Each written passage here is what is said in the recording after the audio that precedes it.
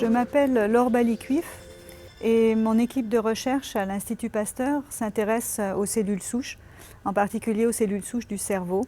Donc nous essayons notamment d'identifier des mécanismes par lesquels on pourrait activer ces cellules de façon contrôlée et les conduire à produire plus de neurones dans le cerveau adulte.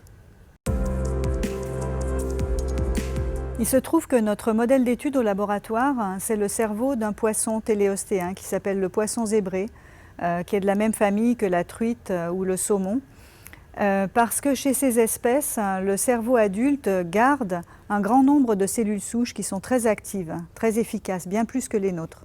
Donc on essaye de comprendre comment font ces poissons pour garder des cellules souches efficaces. Mais le lien que je vois entre nos travaux de recherche et les océans est bien sûr beaucoup plus absolu. C'est plutôt l'immensité, c'est-à-dire nous trouver chaque jour devant une infinité d'éléments à comprendre et sentir que chaque petite avancée dans la recherche simplement redéfinit un nouveau point de départ devant cette immensité.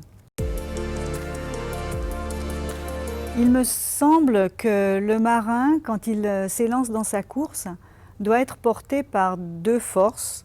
La première qui est le challenge de se lancer dans l'inconnu, et puis la deuxième qui serait de ne jamais oublier de se laisser émerveiller par cet inconnu qu'il va rencontrer sur sa route.